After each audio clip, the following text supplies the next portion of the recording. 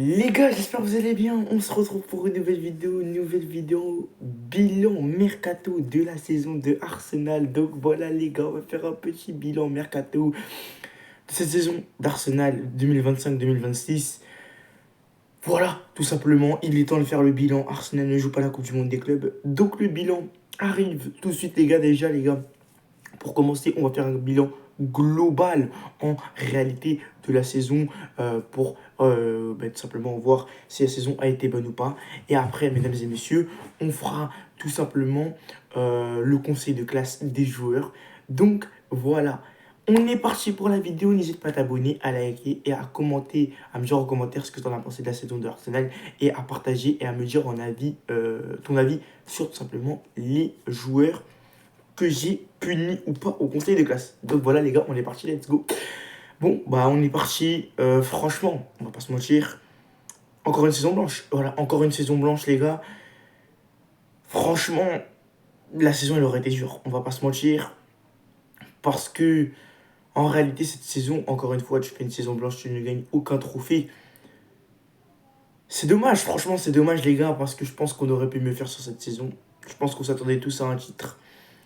Malheureusement, ça ne l'a pas été, mais franchement, pour moi, l'année prochaine, on va prendre un titre. Pour moi, après, bien évidemment, c'est mon avis. Mais les gars, faut se le dire, les gars. On va pas se mentir et on va dire les choses positives. Déjà, les gars, ce qui est sûr, c'est qu'on s'est amélioré dans le jeu. Les gars, on s'est clairement amélioré dans le jeu. De toute façon, sur ces 3 dernières années, les gars, on s'est clairement amélioré dans le jeu. Malheureusement, les gars, on s'est amélioré dans le jeu, mais ça ne se concrétise pas forcément par tout simplement des trophées. Et moi, les gars, c'est justement ça que je recherche. C'est vraiment que j'aimerais vraiment bien que tout simplement notre bon jeu, parce qu'on a un beau jeu et on produit du beau jeu, soit concrétisé en trophée. Et c'est ça les gars qui nous pêche depuis maintenant 3 ans. Donc les gars, franchement, on espère que la saison prochaine va être une meilleure saison que celle-là, parce que tout simplement cette saison n'aura pas été exceptionnelle. Encore une fois, tu fais saison blanche. Donc voilà, on va revenir un peu sur tout simplement les championnats où tu as un peu joué. Tu as joué en FA Cup, tu as perdu contre Manchester United au deuxième tour si je ne me trompe pas. Franchement, ça déjà, ça c'est une honte. Ça c'est une honte de perdre contre Manchester United qui, je le rappelle, a fait la pire saison de son histoire all time. Ils ont fini 6ème de première ligue. Donc ça déjà c'est une honte. Déjà en fait, dire que tu galères en PL et en LDC, tu n'arrives pas à gagner contre Man United. Donc pour moi, ça déjà c'est pas normal. Donc déjà tu perds contre Manchester United à FA Cup et tu te fais éliminer. En première ligue, tu finis deuxième avec 10 points de retard sur Liverpool. On emoji. Voilà, en PL, les gars, je vous le dis, les gars, on emoji.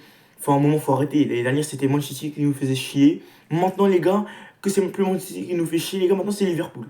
Les gars, ça, c'est la meilleure. Donc, Liverpool, cette saison, en fait, je pense qu'ils étaient juste trop forts. Ils étaient juste trop forts. Et ouais, pour moi, Liverpool, cette saison, c'était inarrêtable. Même si pour moi, t'aurais pu, pourquoi pas, essayer de repasser devant Liverpool au milieu de la saison.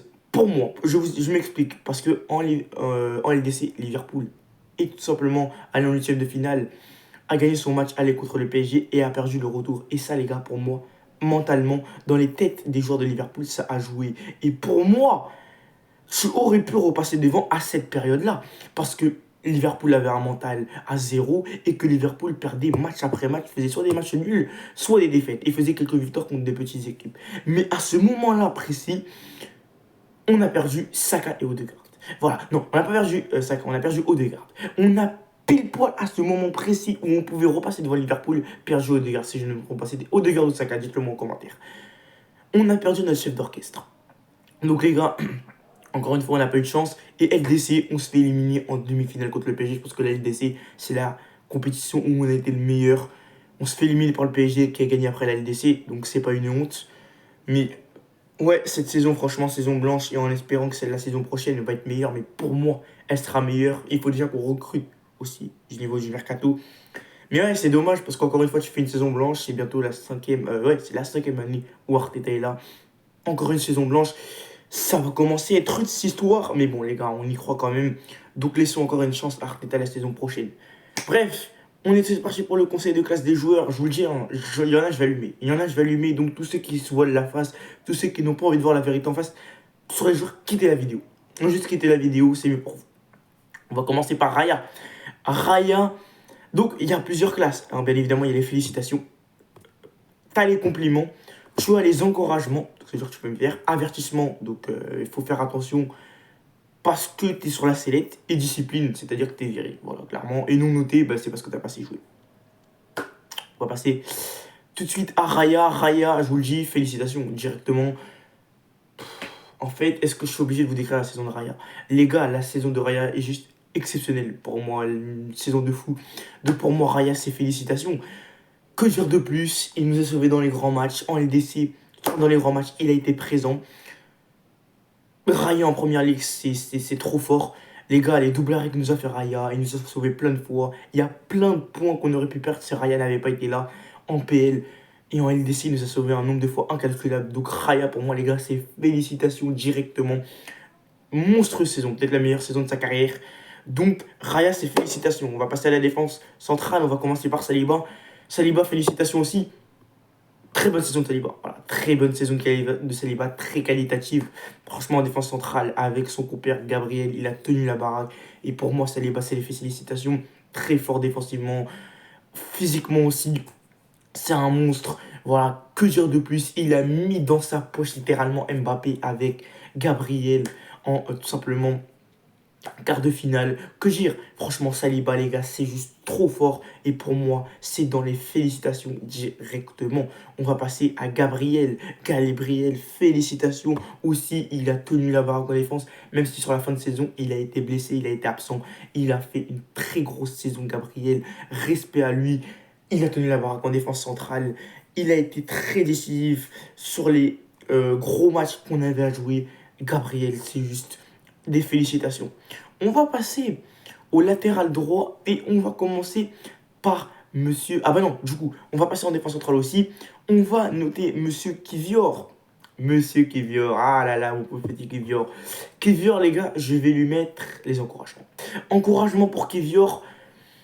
Oui, c'est vrai que j'aurais peut-être pu lui mettre, pourquoi pas, les compliments. Parce que il a fait quand même des matchs en LDC qui ont juste été incroyables. Mais je vais lui mettre encouragement. Pourquoi? Parce que, alors d'accord, il était très bon en demi-finale retour contre le Real de Madrid. Non, en quart de finale retour contre le Real de Madrid. Il a mis Mbappé dans sa gauche, etc. Il nous a prouvé il a prouvé au monde du football que c'était un très bon joueur. Hein. Donc voilà. Mais je vais lui mettre encouragement. Compliment, faut doser. Parce que compliment, les gars, c'est être régulier sur toute une saison. Encouragement, c'est parce que voilà, moi personnellement les gars, si il avait joué depuis le début de la saison comme ça, les gars, moi je lui aurais mis complément, mais pourquoi pas félicitations. Mais les gars, il a joué que 4, 5, 6 matchs. Il nous a prouvé qu'il était très bon sur ces 6, 7 matchs. Mais les gars, moi je ne peux lui mettre que encouragement, continue comme ça, en espérant bien évidemment qu'il reste. Parce que pour moi c'est un élément important de l'équipe, tout simplement. On a besoin d'une doublure. Franchement, les gars, cette doublure, elle est très bonne. Donc, en espérant qu'on le garde, parce que pareil, il y aurait eu des contacts avec le Napoli ou je sais pas quoi, il faut absolument qu'on le garde. Déjà qu'on n'a pas de doublure, mais si on perd une doublure comme Clévior, qui ne fait jamais, qui ne rechigne jamais en fait. Il rechigne jamais, les gars. Il se colle à sa tâche en fait. D'être remplaçant de Gabriel, tout simplement, s'il y a un peu pas ou de Saliba. Et les gars, il n'a jamais boudé, il n'a jamais créé de problème dans le vestiaire. Alors que je sais qu'il a serré le banc pas mal de fois cette saison. Mais bon, quand il a eu du temps de jeu, il a montré qu'il pouvait faire de grosses choses. Donc franchement, j'espère qu'il va rester. On va passer au latéral droit. On va commencer par Timber. Timber, ça va être les compliments. Bonne saison de Timber. Voilà, très bonne saison. Mais non, très bonne, n'abusons pas, mais bonne saison de Timber. Encore une fois, franchement, sa saison, elle est très qualitative. Offensivement, il était très bon. Défensivement aussi. En fait, on voit que quand les blessures l'épargnent, tout simplement, ben on voit que c'est un très gros joueur qui a de grosses capacités, même si pour moi, offensivement, il a des trucs à améliorer quand même pour cet été. Cet été, il pourra peut-être s'améliorer sur quelque chose offensivement. Dans les sommes, parfois, il n'est pas toujours régulier, mais franchement, Timber, très grosse saison. Donc, je vais lui mettre les compliments. On va passer au latéral gauche. On va passer à mon chouchou, Miles Lewis Kelly. Et je vais lui mettre, mesdames et messieurs, les encouragements. Attention, je sens que ça va attraper ma veste. Je ne vais pas lui mettre les compliments parce que Lewis Kelly, on va pas se mentir, il a l'expérience, il a la défense, physiquement il est très bon. Mais il y a des moments où il fait des erreurs qui pour moi peuvent te coûter très cher. Voilà, donc il y a des moments où même si Lewis Kelly, pour moi défensivement, il peut mieux faire. On va pas se mentir, mais Voilà, moi je vais lui mettre les encouragements. Franchement, c'est sa première saison en pro réellement. Et il a fait une très bonne saison. Il a joué la moitié de la saison pratiquement. Et il a fait une très grosse saison, Lewis Kelly. Donc je vais lui mettre les encouragements. Tout simplement, franchement, pour moi, c'est le meilleur latéral gauche. C'est le futur meilleur latéral gauche du monde. On ne va pas se mentir. Mais ouais, franchement, ce gamin, je l'adore. L'expérience. En fait, on dirait, les gars, il a seulement 18 ans. Mais on dirait qu'il en a 30. Donc c'est une dinguerie. Mais Lewis Kelly, très très bon. Très prometteur, ce jeune homme, avec Nwaneri. Donc je vais lui mettre les encouragements. On va passer à tout simplement Monsieur Calafiori. Calafiori, je vous le dis, hein, je vous le dis, avertissement. Parce que Calafiori, les gars, pour moi, défensivement, c'est trop juste. Pour moi, défensivement, c'est trop juste, on va pas se mentir. Et Calafiori, pour moi, je vais pas vous mentir, hein, Miles Lewis Kelly est meilleur. Donc, il va falloir qu'il se colle à la tâche d'être le remplaçant de Lewis Kelly. Et pourquoi pas aussi évoluer au poste de défenseur central. On sait qu'il peut jouer latéral gauche et défenseur central. Pour moi, l'année prochaine, il va plus être un remplaçant de Saliba et Gabriel qu'une doublure de Lewis Kelly. Après avoir Miwe Calafiori, une saison qui n'a pas été très bonne, déjà il s'est blessé. Et de deux, en plus les gars, il y a vraiment des choses où il y a vraiment des fois où il me fait vraiment peur. Donc donc Calafiori, je vais lui mettre tout simplement un avertissement. On va passer, mesdames et messieurs, au milieu de terrain.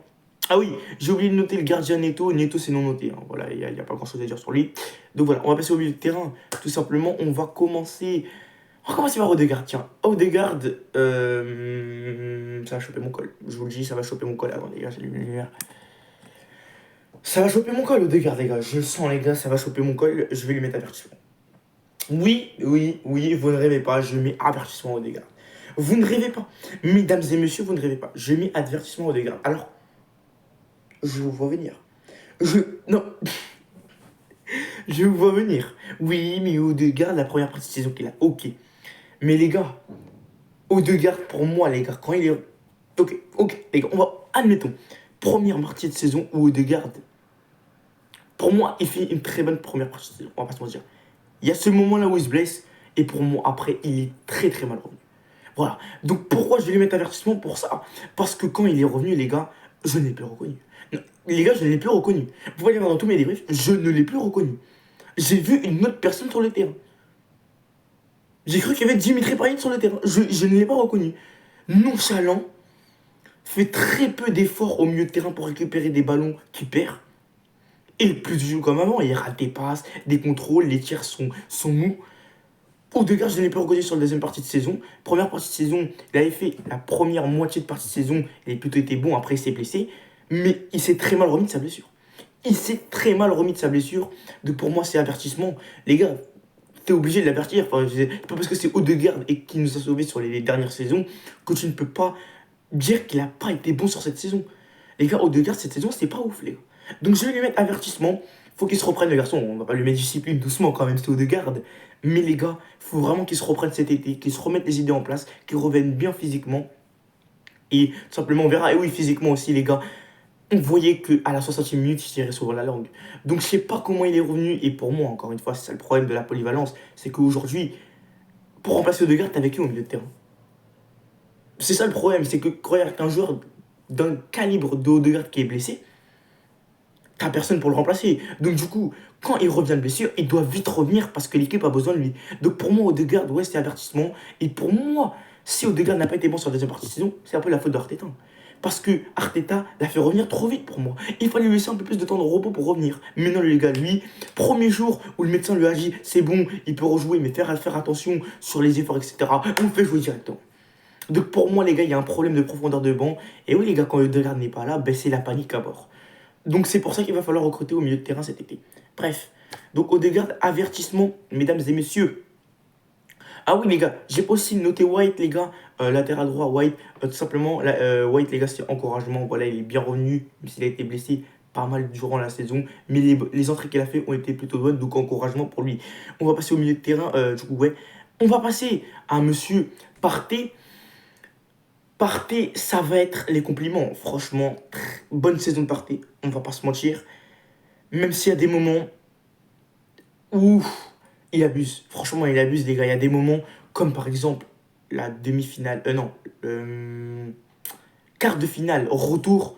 il se prend un carton rouge bêtement. Et pour moi, les gars, ça fait très mal à l'équipe, tout simplement pour le premier match contre le PSG.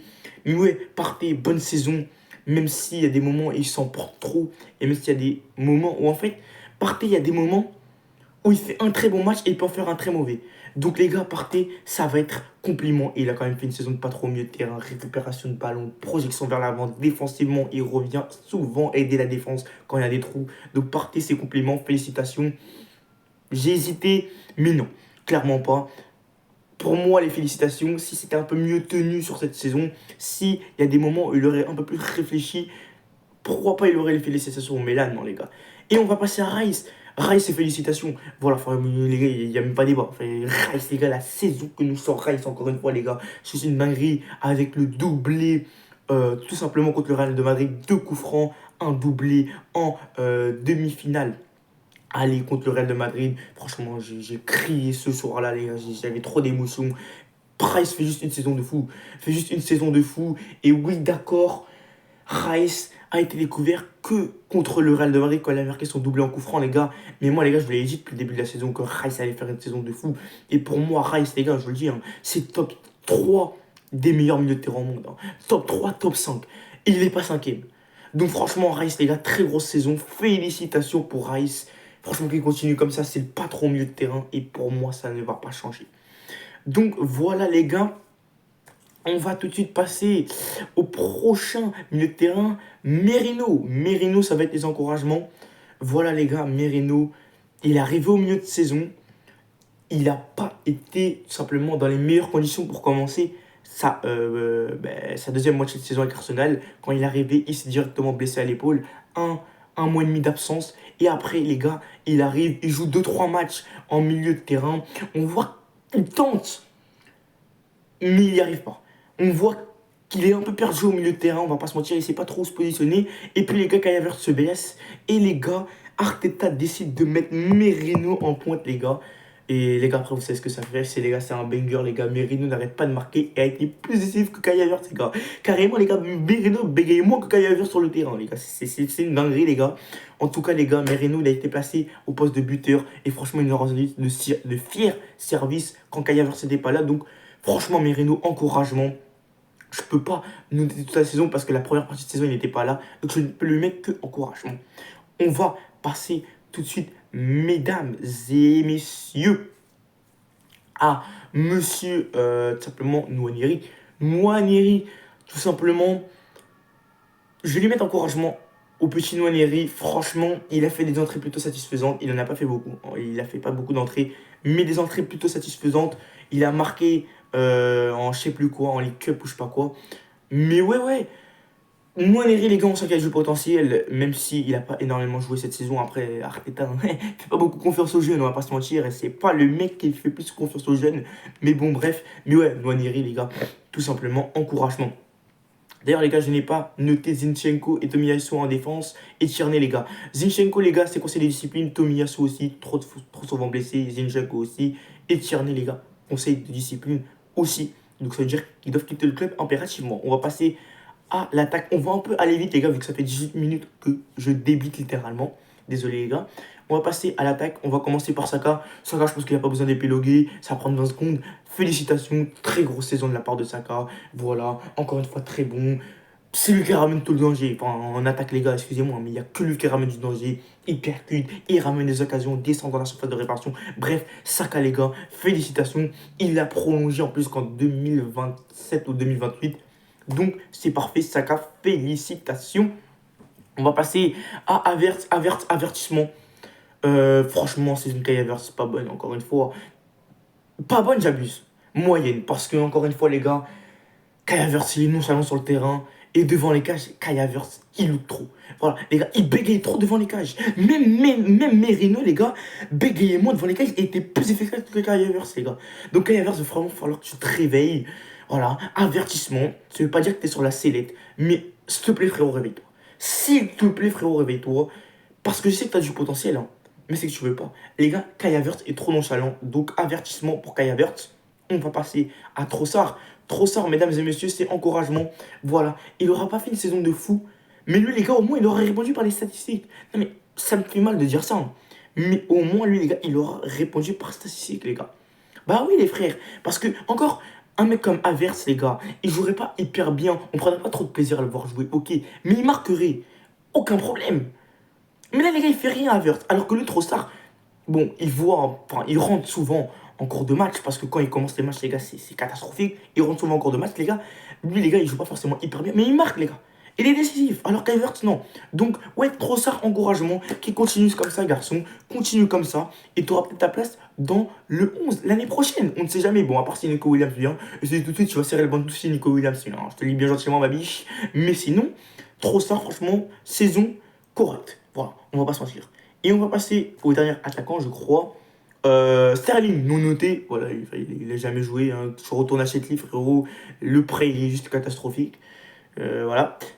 On va passer au dernier attaquant. Martinelli, conseil de discipline. Voilà. Enfin, un moment, moi, les gars. Martinelli, ça va être le dernier joueur dont on va parler. Martinelli, j'en ai marre de toi. Voilà, frérot, j'en ai clairement marre de toi. Pars de mon club. Je te demande juste ça, pars de mon club.